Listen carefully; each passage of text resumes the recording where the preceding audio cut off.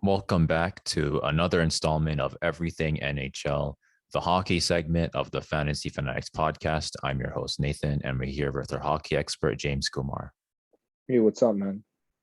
So we're going to go a little bit more into the free agency, and then we'll talk about some goalie rankings. How about that? Yeah, for sure. It's never too early to be talking about some fantasy hockey. We'll just talk about maybe our top 25 goalies for fantasy, and we'll just talk about some other options, and we'll sort of just take an early look, I guess, at goalies for fantasy for next season. Yeah, for sure. And I guess we'll start with a big free agency signing. Darnell Nurse signing an 8-year contract extension with the Oilers. What do you think about this acquisition? Yeah, this is pretty big. He had his breakout season this year, so I can understand why he got a big contract extension. It's going to be 8 years for $74 million, which is an average value of $9.25 million. That's right around the range where guys like Seth Jones, Zach Werenski, Cale Makar, and some of the top young defensemen in the league, even Dougie Hamilton, they kind of got signed for around 9. So it seems like in the good range. He definitely needs to continue his high-level play. Obviously, he was one of the better defensemen this year. And I guess I think it's a good signing. The Oilers are pretty privileged to have him. He's just got to keep continuing to play the way he's played. And I think the contract will age pretty well. Yeah, so I think Darnell Nurse is definitely one of their better defensemen. So I guess he's one of the players that you would definitely want to keep. Oh, absolutely. I mean, if you have him in fantasy and you're playing keepers, he's definitely on your keepers list. There's no question about that. For sure. And I guess we can move on to Kasha signing a 1-year contract with the Maple Leafs. I think he's getting $1.25 million. What are your thoughts on this? Honestly, it's a depth signing. If anything, obviously, Kasha has a pretty large injury history. So if anything, they can always just put him on the IR if things don't pan out. Obviously, Toronto can afford to pay that kind of money. And it's low risk because it's only for 1 year and $1.25 million. So if he does play, I mean, he is pretty talented. So, I mean, like I said, it's pretty low risk. For sure. And we'll talk about another Maple Leaf signing, Richie signing a 2-year, $5 million contract. What are your thoughts on this? Yeah, Nick Ritchie actually played really well for Boston last year. 56 games, 26 points. And I mean, at points, he was even playing on like the top power play unit for Boston. He was playing in front of the net. So, I mean, if Toronto is sort of looking for a replacement for Zach Hyman, someone that's like hardworking, maybe physically, Nick Ritchie seems to be a lower price version of that. So Leafs were able to save some money. Even though they lost Zach Hyman, they still were able to replace him. For sure.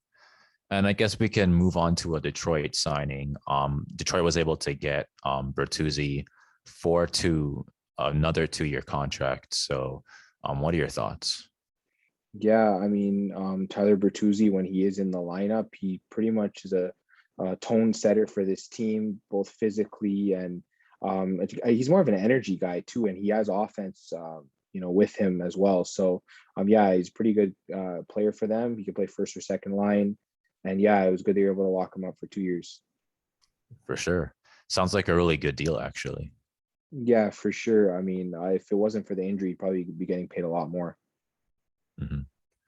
And I guess we can move on to a Dallas Stars acquisition. They were able to sign Joel Kiviranta for a 2-year, $2.1 million contract. What are your thoughts? Yeah, I mean, Kiviranta sort of had his breakout in the playoffs. Not this past season, but the season before that. And then obviously he was battling through injuries this year. He only played 26 games. He did have 11 points though, so he was solid when he did play. Dallas locking him up. Obviously, they're expecting him to develop maybe into a potential top 6 forward. I mean, he has the talent to do it. So I think it's a pretty low risk signing. For sure.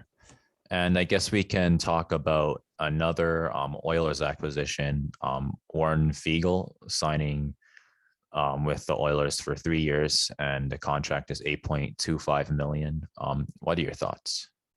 Yeah, we talked about this trade last week. Actually, they traded Ethan Bear to acquire Warren Fogle, and then he was a free agent, even though he was traded. So the Oilers were able to agree to a contract with him, making the trade a good one. I definitely like that, and yeah, Fogle should improve the depth scoring for the Oilers. For sure. And I guess moving on to the Jets, what do you think of Riley Nash's 1 year contract? Yeah, once again, he's a depth guy. He is solid when he can play. Obviously, he was very injured last year. He didn't play much, whether it's for the Leafs or for the Jackets. I believe that's where they got him from. He just needs to stay healthy. He is an effective player, but yeah, the health is always a concern. For sure. And I guess moving on to a Montreal signing, what do you think of Lekkonen's 1 year, $2.3 million contract? Yeah, I mean, he seemed like a very clutch player for them in the playoffs. So he was able to score some key goals. He only had 13 points in the season, but he had 3 goals in 17 playoff games. Some of them were really clutch. He's more of a depth guy. He can play bottom six, penalty killer, that kind of thing. So yeah, it was more of just a way to sort of lock up some of their core. For sure. And I guess moving on to the Penguins, what do you think of them signing McGinn for 4 years, $11 million? Yeah, I mean, they lost Brandon Tanev in the expansion draft, and obviously they lost Jared McCann in a trade before the expansion draft. So they really needed a forward that can just sort of fit in there, whether they need him to play top six, bottom six, whatever. Brock McGinn's sort of that kind of guy. He's physical, maybe not as physical as Tanev, but still very physical. So I see him as that sort of replacement for what Tanev was. For sure. And I guess we can move on to an Avalanche acquisition. What do you think of Murray signing a 1 year contract with them? Yeah, he's purely a defensive defenseman at this point in his career. If Colorado, I guess, wanted to improve their defense after what happened in the playoffs last year, he's pretty much one of the guys they needed to sign. They got it done. They're just slowly adding to their team, trying to build a contender, and Ryan Murray's sort of that guy. For sure. And I guess moving on to the Hurricanes, it looks like Stepan signed for 1 year. What are your thoughts? Yeah, he's just sort of been bouncing around as of late. He's been injured a lot as well. Hopefully, he can get back to where he was, because he only had 6 points in 20 games. He missed 35 games because he had a left shoulder injury. He had trouble playing in Canada as well because most of his family was in the States. And then there was the whole bubble situation. So it was just really tough for him. Hopefully in Carolina, things will work out, and hopefully I'll have a better season next year. Yeah, for sure. And moving on to another Jets signing, what do you think of Stanley's 2 year, $1.8 million contract? Oh, yeah, this is big. I think the Jets locked down one of the better defensemen for their future. Logan Stanley really played well last year for the Jets. He really emerged as a solid top 4 option on defense for them. I mean, the guy is like as tall as like Zdeno Chara almost, and he's only 23 years old, and I mean, he's really developing into a solid defender. He could be a big part of the Jets' future for sure. Do you think we'll be seeing more 7-footers in the NHL? I mean, hey, with skates, half the time they're over 7 feet anyway, so yeah, probably. And I guess we can move on to another Avalanche signing. They signed 2 guys, both Helm and Jost. What are your thoughts? Yeah, Tyson Jost just re-signed with them, as he was already a member of their team last year. Darren Helm coming from Detroit to sign with them. Obviously, he's more of like a 4th line center, depth type of role. He can, kill penalties, that kind of thing. Tyson Jost, he can play top 6, middle 6, forward. He is pretty solid as well. So it's good the Avalanche are sort of keeping their depth and sort of adding to it also. For sure. And I guess moving on to the Blues, what do you think about Sanford's 1 year contract? Yeah, apparently both Sanford and Jordan Kyrou got deals, which is good. 2 young guys getting locked up. He got a $2 million deal. He's obviously a solid forward for them. Jordan Kyrou really had his breakout last year. He had 35 points in 55 games. So he got a 2 year, $5.6 million contract. they're two guys that if St. Louis wants to continue to have that solid forward depth, they definitely need to keep under contract. And like we talked about last week, the last one remaining is to sign Robert Thomas. So he definitely should be the one on their list as they sign Buchnevich, Saad, Barbashev, Sanford, and Kyrou. So some solid forward signings there this offseason. Yeah, for sure. And I guess moving on to an Ottawa signing, what do you think of Victor Mete's contract? Yeah, Mete was sort of the odd man out on that Montreal defense. And when he got traded to Ottawa, he just played really well. So it looks like Ottawa wanted to keep him. He's only 23. He's got, much more of a ceiling to get to. Yeah, I really like the signing for sure. All right. And I guess moving on to the Sharks, they were able to get Aiden Hill. So I guess what are your thoughts on that? Yeah, Aiden Hill was always the third goalie there in Arizona when he was there. Then he got traded to the Sharks, and he was a free agent, but he did sign a contract with the Sharks for 2 years. It looks like he is going to be the backup to James Reimer in San Jose, might even compete for some starts as well. Yeah, so I think that is a good signing. And then I guess they'll just see which of the two goalies ends up playing better this year. For sure. And I guess moving on to a Nashville signing, what do you think about Dante Fabro's 2-year contract? Yeah, another solid defenseman that Nashville's developed over the years, and he just worked out a deal to stay with them. He's pretty much as solid as it gets when it comes to defensemen for this team. All right. And I guess we can move on to Aston Reese signing with the Penguins. I think he got a 1-year contract, 1.7 million. What are your thoughts? Yeah, he's a solid depth guy for them. He can pretty much play in any situation. They, like we mentioned, they lost some forwards over the course of the off season, so it's good they can have someone re-sign with them like Aston Reese. For sure. And I guess we can move on to a Chicago signing. What do you think of Hagel's 3-year, $4.5 million contract? Yeah, Chicago fans really like this guy. He's one of their better prospects. I mean, he's only 22 years old, and he really played solid for them last year. 24 points in 52 games as a rookie, I believe. It's not too bad. I mean, yeah, he's Chicago fans love him. They believe he's going to be a top 6 forward next year. So, I like the contract. He's a solid player. For sure. And I guess moving on to a New Jersey contract, looks like Tatar signed a really big contract, $9 million for 2 years. What do you think about this? Yeah, it was kind of interesting because he was pretty much another one of those odd men out from Montreal. He sort of had I don't know what it was. He might have been in the doghouse with one of the coaches. He just didn't get to play a lot during the playoffs. I was really surprised that he got money, period, in this free agency. I thought maybe he was going to be like, he's going to sign for minimum somewhere, or maybe he's going to get like a 2-year, $4 million type, but he got a 2-year, $9 million. So, I mean, New Jersey probably sees something with him, and yeah, he's probably going to have a big role there. For sure. And I guess moving on to an Islanders acquisition, what do you think about Pelech signing an 8-year contract with the Islanders? Yeah, they really believe in him defensively. He's a top pairing defenseman on their team. 8 years, which means they want him for a long time. He's only 26. So, he'll be there for a long time. So, good on the Islanders. They locked him up. I believe they have some other players they need to lock up. But, yeah, that's a good way to start. For sure. And I guess moving on to Seattle, what do you think about Johansson's 1-year contract? Honestly, it's as low risk as it gets. Marcus Johansson can be a top 6 forward if needed. Obviously, Seattle does have some depth issues when it comes to high-end scoring. So, Marcus Johansson, we've seen what he's done in Washington. He was decent in Minnesota last year, but we've seen what he's done with some other teams as well. So hopefully he can sort of replicate it with the Kraken next year.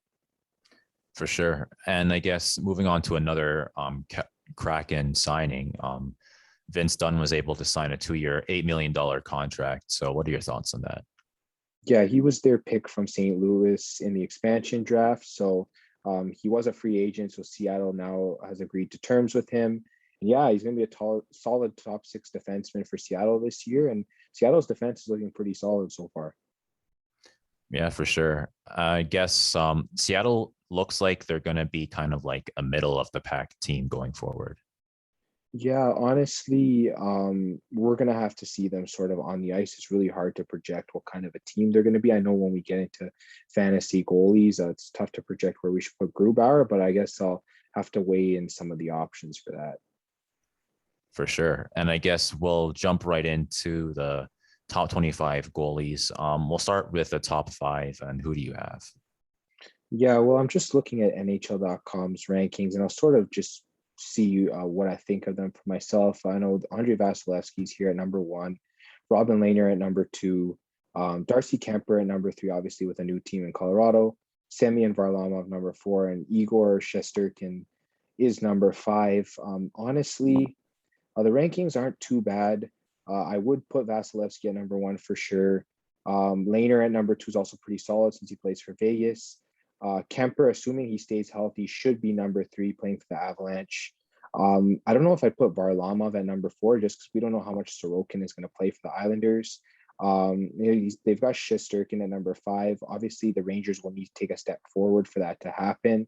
I think I would rather have someone like, I know Connor Hellebuck's at number six for Winnipeg. He's always been really solid. I might have him maybe at number four. Also, Marc-Andre Fleury at number seven. I definitely think Chicago will be better with all their acquisitions. So it's possible that he's also a little bit higher. But yeah, that's sort of how I see my top five. I might put Hellebuck and Fleury over Varlamov and Shesterkin. For sure. And I guess you already talked about Hellebuck and Marc-Andre Fleury a little bit. So we'll move on to 8 to 10. And what are your thoughts on those? Yeah, eight here. They have Freddie Anderson. Yeah, he's going to be on a new team with Carolina. He is a solid goalie. He has played behind some poor defenses in Toronto and still played really well.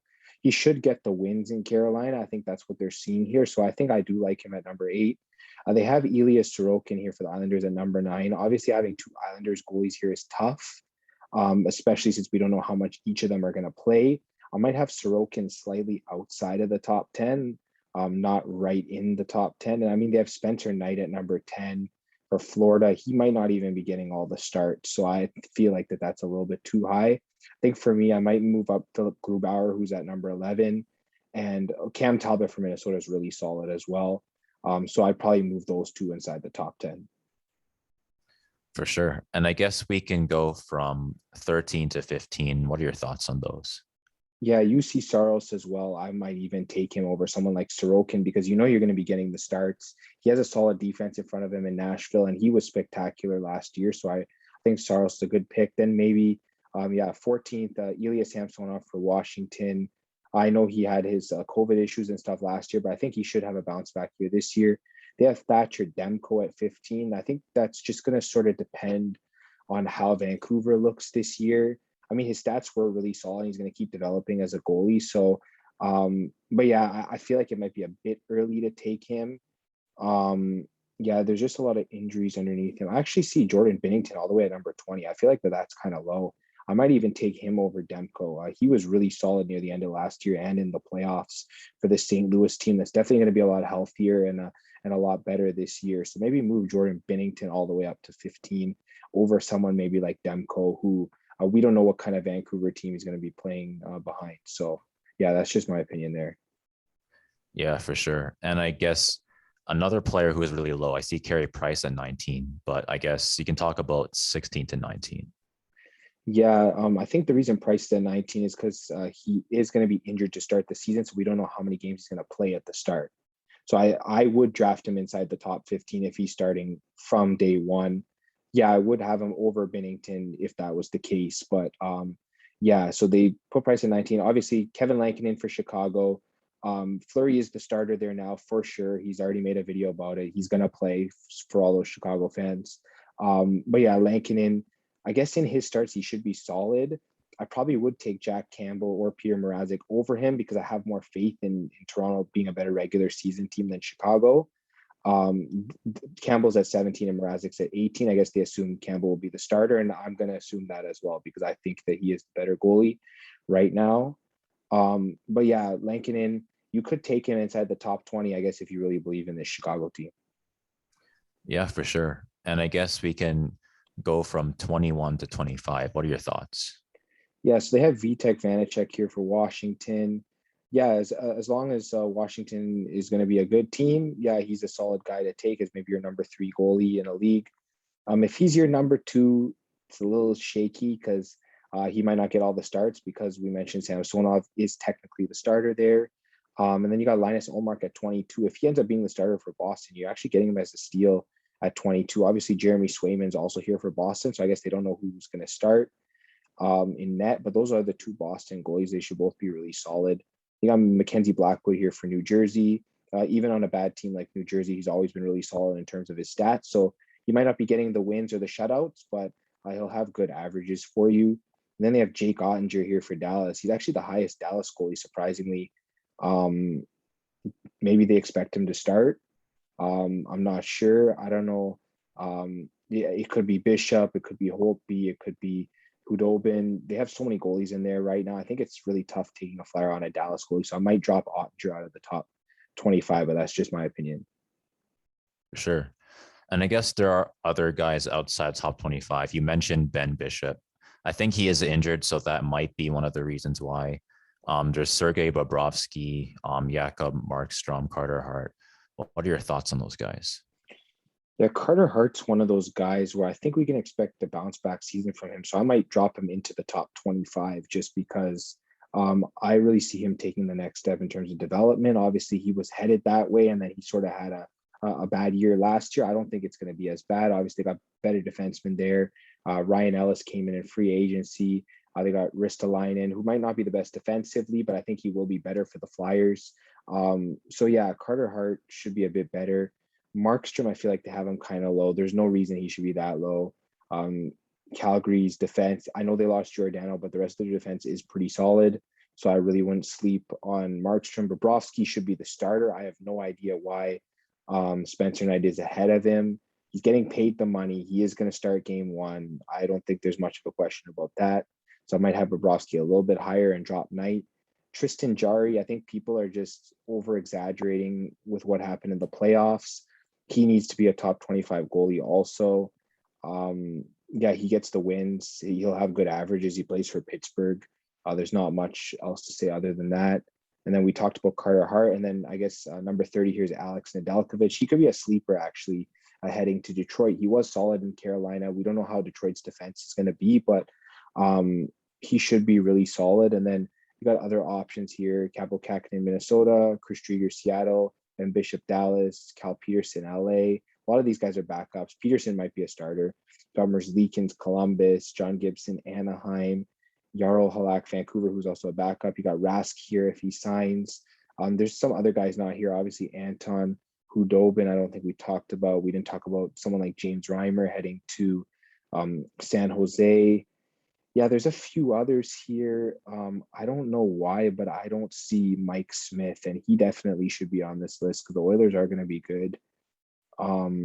Yeah, so I think definitely the next time we take a look at goalies, I'm definitely going to have to come up with a list because I don't agree with everything here. But yeah, I guess it's an overall early look. I'll just say that. Yeah, I guess one thing what this list indicates, and you mentioning that there's guys who are not even on this list who you can definitely have an argument that deserve to be in the top 25 or even in the top 37. I think that tells me that there's going to be a lot of depth this year in terms of fantasy goalies. Yeah, I was just going to say that actually a lot of years it's really looked shallow for the goaltending position, but not this year. I think this year's looking really good.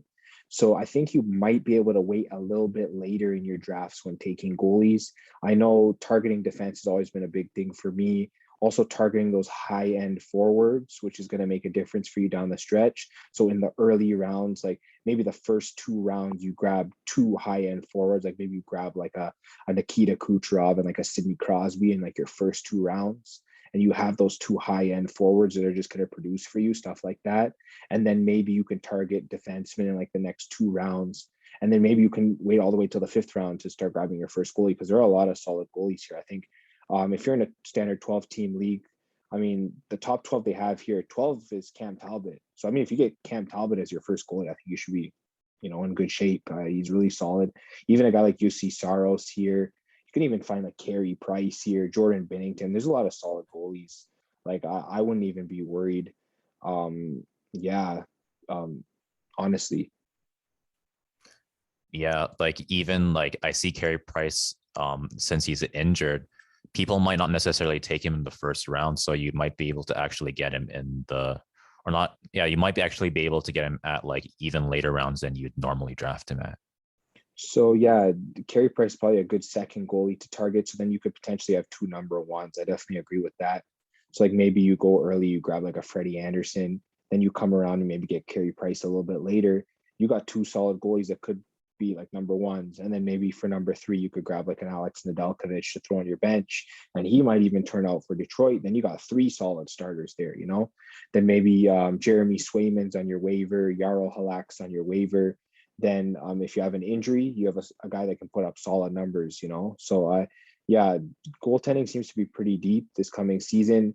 Does that mean goals are going to be down? I don't know, but I think things are looking really good to start, but we'll definitely dive into it closer to the season. Yeah, for sure. And I guess, do you have any final thoughts about, I guess, just anything from the NHL in general? Yeah, I think we covered most of the stuff for free agency. I guess for goalies, I can say if you take a goalie early, um, you got to make sure you're taking a workhorse goalie that's going to be getting a lot of starts, which is why I don't agree with them having someone like Sorokin in their top 10 or even a guy like Spencer Knight as a rookie. If you're looking for um, a top 10 goalie, you're looking for a guy that's going to get the starts and on a team that's going to get him the wins, right? If he's in the top 10, he should have good averages and he should be getting the wins because, I mean, you're spending, if they're like a top 12 or a top 10 goalie, you're getting them in the top 5 rounds of the draft, maybe even earlier than that. So you need a guy that you can bank on. And that's why Spencer Knight, he's even listed here as a rookie. So I wouldn't put full on stock into having him as a top 10 goalie. I think I disagree with that. A guy like Philip Grubauer, even though he plays for Seattle, who we don't know a lot about yet, I still think he's still a more sure option. Even a guy like Cam Talbot, we see what he can do. UC Saros as well. Guys like that, you're investing higher draft picks. You want to get a guy that's getting the bulk of the starts and has really good stats. Yeah, for sure. It's kind of similar to, I guess, fantasy basketball a little bit. When you draft in your early rounds, you generally want to pick players that can pretty much do anything, fill any stat, and then later in the draft, you kind of, I guess, get players that kind of specialize a little bit. Yeah, I definitely agree with that. I think for goalies, especially early, yeah, they got to have good averages and they got to get you wins. I feel like shutouts is more of a bonus because you can't really predict those, but you got to be on with guys that are getting wins. I know Fleury was a solid wins guy last year. Vasilevsky's always been. I mean, you're probably drafting Vasilevsky with your first rounder if you take him. So, yeah, I think if you do decide to use your first rounder on him, he's probably a late first rounder. I think you're getting a solid goalie. Or you could wait till maybe round 2 and grab someone like Lehner, who now with Fleury gone in Vegas, he's going to be getting all the starts, and he has been pretty solid. Yeah, for sure. And I guess that about wraps it up for everything NHL this week. If you liked watching us, you can subscribe, hit the bell for notifications, leave us a review, give us your thoughts on who you think is going to be in the top 25 for goalies and just your thoughts on goalies in general. If you liked listening to us, you can follow us on Spotify and you can follow us on both Apple Music and Google Podcasts. If you need some sports picks, you can follow us at FanFan Podcast on both Twitter and Instagram, and we'll see you next week.